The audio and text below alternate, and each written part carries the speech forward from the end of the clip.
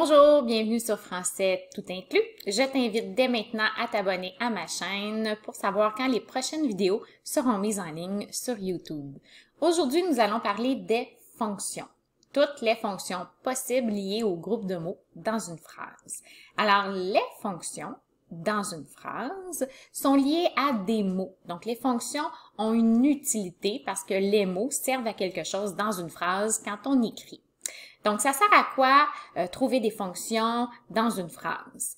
Principalement à bien placer les virgules dans son texte, à accorder tous les mots, à construire des phrases complètes et claires, à placer les mots dans le bon ordre et à enrichir notre texte.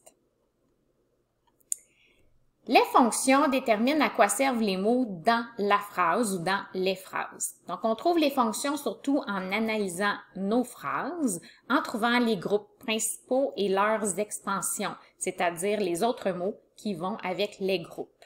Si tu vois le dessin de la caméra, c'est qu'il y aura aussi, ce n'est pas déjà fait, là, une vidéo sur YouTube, sur ma chaîne en lien avec l'analyse de la phrase. Alors, chaque groupe de mots peut avoir une ou plusieurs fonctions. Les principales fonctions, oui, il y en a beaucoup, il faut les connaître pour mieux se corriger. Alors, les voici, tu peux les apprendre par cœur. Le sujet, le prédicat, le complément de phrase, le complément direct du verbe, le complément indirect du verbe, l'attribut du sujet, le complément du nom, le complément du pronom et le modificateur. Je vais bien expliquer chaque fonction dans cette vidéo. Le sujet, c'est le groupe principal dans ta phrase. Généralement, ne va pas se déplacer. Parfois, il sera après le verbe, mais la plupart du temps, on le trouve devant notre verbe conjugué et il ne s'efface pas parce que c'est vraiment une partie obligatoire dans ma phrase. Comment on peut le trouver? C'est vraiment ici qu'il faut apprendre les trucs pour trouver son sujet, pour bien accorder son sujet avec son verbe dans sa phrase. Alors, on peut poser la question suivante devant notre verbe conjugué. On dit « qui est-ce qui » ou « qu'est-ce qui ». On dit quel est notre verbe et on trouve notre sujet. On peut aussi encadrer le groupe de mots que l'on croit être le sujet par l'expression « c'est qui, c'est que » au singulier ou « ce sont qui, ce sont que » au pluriel. Le sujet, on peut toujours le remplacer par un pronom comme « il, elle au pluriel, cela, ça, etc. Comment on le trouve aussi? On peut apprendre par cœur qu'un sujet dans une phrase peut être un groupe du nom, un pronom, un groupe du verbe à l'infinitif ou une subordonnée complétive. Apprends par cœur une phrase si tu le désires pour t'aider à retenir les notions théoriques vues dans cette vidéo. Par exemple, les pouvoirs surnaturels de mon frère m'effraient beaucoup. Si on applique les trucs que je viens de te donner, nous allons poser notre question devant le verbe. Donc, qu'est-ce qui m'effraie beaucoup? Ce sont les pouvoirs surnaturels de mon frère. On trouve toujours toute la réponse à cette question-là. Donc, tout ce qui est en vert sur la vidéo ici est le sujet. On encadre donc l'expression avec l'expression « ce sont qui » le sujet, ce qui donne « ce sont les pouvoirs surnaturels de mon frère qui m'effraient beaucoup ». Et le sujet, on peut toujours le remplacer par un pronom. Dans ce cas-ci, ce sera le « il » au pluriel. « Il m'effraie beaucoup ». Pour ce qui est du prédicat veut dire groupe du verbe principal, de mon verbe conjugué principal dans ma phrase. Lui, comme le sujet, ne se déplace pas et ne s'efface pas. Qu'est-ce que ça veut dire prédicat? C'est ce que l'on dit du sujet. Dans le fond, dans mon prédicat, je donne des informations importantes sur mon sujet. Comment peut-on le trouver? On trouve notre GV prédicat en trouvant notre verbe conjugué principal. Le truc, c'est de le souligner dans notre phrase pour faire ensuite une flèche vers le noyau du sujet et s'assurer que le verbe est bien accordé avec le sujet. On peut encadrer le verbe conjugué de ne pas, qui est un groupe de l'adverbe de négation. Tu peux voir dans l'exemple, ici, les pouvoirs surnaturels de mon frère m'effraient beaucoup, que m'effraie beaucoup est mon GV prédicat. Je l'ai trouvé parce que le verbe conjugué c'est effraie, donc à l'infinitif, c'est le verbe conjugué effrayer. Les pouvoirs surnaturels de mon frère ne m'effraient pas beaucoup, donc le verbe je peux l'encadrer de ne pas. Puis, n'oublie pas, très important, un GV prédicat, ce n'est pas que mon verbe conjugué, sauf s'il est tout seul dans ma phrase. C'est mon verbe conjugué et les mots obligatoires qui vont avec, donc les expansions. Comme ici, le GV prédicat, c'est m'effraie beaucoup, pas seulement le verbe conjugué effraie. Pour ce qui est du complément de phrase, le complément de phrase est un groupe facultatif, ce qui veut dire pas obligatoire dans ma phrase. Comment est-ce qu'on peut le trouver? Il y a 3 trucs importants. Le premier truc, c'est qu'on peut le déplacer, on peut l'effacer et on peut mettre une expression devant pour que ma phrase se dise bien. Donc, on peut placer l'expression « et cela se passe » et « cela se fait » devant. Emploie toujours ces 3 trucs-là ensemble et les 3 doivent fonctionner pour te prouver que tu as trouvé un complément de phrase.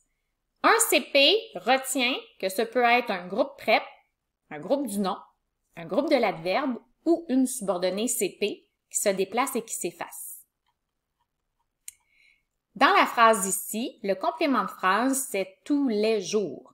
Donc, tous les jours, virgule, les pouvoirs surnaturels de mon frère m'effraient beaucoup. Je peux déplacer mon complément de phrase à la fin de ma phrase, ce qui me prouve que c'en est un. Ici, c'est un groupe du nom. Je peux l'effacer, ce qui donnerait les pouvoirs surnaturels de mon frère m'effraient beaucoup. Et je peux placer mon expression devant et ma phrase reste claire.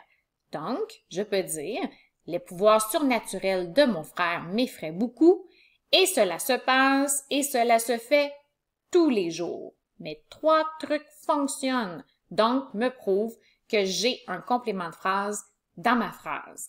Et là, en le trouvant, je peux mieux placer mes virgules dans ma phrase. Le complément direct est toujours à la droite du verbe. Donc, on ne peut pas le déplacer, mais parfois dans ma phrase, on peut l'effacer. Comment le trouver? On pose les questions suivantes après le verbe, soit qui ou quoi. On peut aussi le remplacer par un pronom que l'on met devant le verbe. Pronom le, la, les, en, cela, ça. Le complément direct est un groupe du nom, un pronom, un GV à l'infinitif ou une subordonnée complétive. Le complément direct dans cet exemple, ici, c'est le monde, parce qu'on va dire les pouvoirs surnaturels de mon frère détruisent quoi? Le monde. Détruisent quelque chose?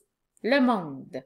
On peut le remplacer par le pronom le, ce qui donnerait les pouvoirs surnaturels de mon frère le détruisent, parce qu'on parle du monde.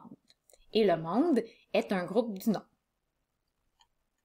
Pour ce qui est du complément indirect, lui aussi, il est à la droite du verbe. On ne peut pas le déplacer, mais on peut parfois l'effacer. Comment le trouver? On pose aussi une question après le verbe, mais là, la question doit toujours être composée d'une préposition devant le qui ou le quoi. Ce qui peut donner à qui, à quoi, de qui, de quoi, avec qui, etc. On peut remplacer par un pronom le CI. Dans ce cas-ci, le pronom peut être lui, leur, un, y, elle, eux, cela, ça. Le complément indirect est soit un groupe prep, une préposition, un pronom, un groupe de l'adverbe, une subordonnée complétive. Le complément indirect, ici, dans cet exemple, Les pouvoirs surnaturels de mon frère s'attaquent à qui? À mes amis. Question à poser, s'attaque à qui? Donc là, je trouve mon complément indirect à mes amis avec la préposition à. Je peux le remplacer par le pronom à eux, ce qui donne les pouvoirs surnaturels de mon frère s'attaquent à eux. Ici, c'est un groupe prépositionnel. Pour ce qui est de l'attribut du sujet, l'attribut est à la droite du verbe. On ne peut pas le déplacer, mais on peut parfois l'effacer. Comment on peut le trouver? C'est que l'attribut du sujet est vraiment après un verbe attributif. Tu peux en apprendre un paquet par cœur, tels que être, paraître, sembler, demeurer, rester, avoir l'air, etc. L'important, c'est qu'après mon verbe conjugué, je peux toujours mettre un adjectif à la place du groupe qui suit pour prouver que c'est vraiment un attribut du sujet. Donc, on peut le remplacer aussi par un pronom. Ici, ce sera le, L' ou un. L'attribut du sujet peut être un groupe de l'adjectif, un groupe prépositionnel, un groupe du nom, un pronom et un groupe de l'adverbe. Dans l'exemple ici, les pouvoirs surnaturels de mon frère sont terrifiants. Ici, mon verbe conjugué est le verbe attributif être. Donc, automatiquement après, comme j'ai un adjectif après mon verbe conjugué, je sais que j'ai un attribut du sujet qui donne une qualité sur mon sujet. Je peux le remplacer par un pronom le, ce qui donnerait les pouvoirs surnaturels de mon frère le sont terrifiant. Et le groupe, l'attribut du sujet ici, est un groupe de l'adjectif.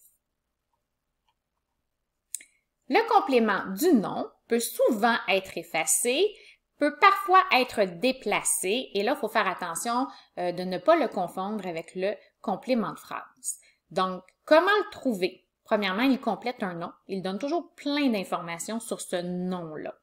Qu'est-ce que ça peut être? Le complément du nom peut être un groupe de l'adjectif, un groupe prep, un groupe du nom, un groupe du verbe au participe présent et une subordonnée relative. Pour le différencier du complément de phrase, on ne peut pas mettre l'expression « et cela se passe » et « cela se fait » devant. Avec l'exemple « les pouvoirs surnaturels de mon frère sont terrifiants », on trouve ici les compléments du nom en vert. Alors, j'ai un adjectif, un groupe de l'adjectif qui est surnaturel, et j'ai un groupe prépositionnel qui est de mon frère. Alors ici, on donne plus d'informations sur les pouvoirs avec un adjectif et un groupe prépositionnel. On peut les effacer, ce qui donnerait les pouvoirs sont terrifiants, mais j'ai beaucoup moins d'informations sur ma phrase. Et on ne peut pas dire « et cela se passe surnaturel » et « cela se fait de mon frère ». Alors ça me prouve que mes compléments du nom ne sont pas des compléments de phrase. Complément du pronom, donc il peut souvent être effacé et peut parfois être déplacé. Comment on peut le trouver? Mais il complète un pronom, donc il va être attaché à un pronom pour donner lui aussi plus d'informations sur le pronom. Ce peut être un groupe prep ou une subordonnée relative. Dans l'exemple, lesquels de ces pouvoirs surnaturels sont les plus terrifiants? On peut le trouver, le complément pronom en vert, parce qu'il est après le pronom lesquels. Donc, il complète le pronom.